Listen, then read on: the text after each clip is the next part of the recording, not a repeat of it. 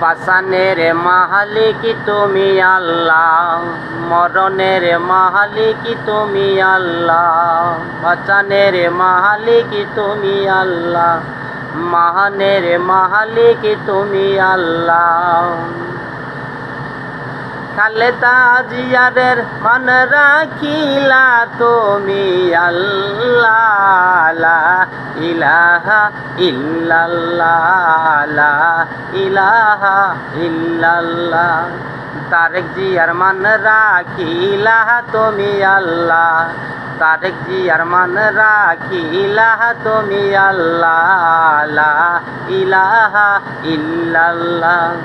জামাতের কর্মীদের মান রাখিলা তুমি আল্লাহ, লা ইলাহা ইল্লাল্লাহ।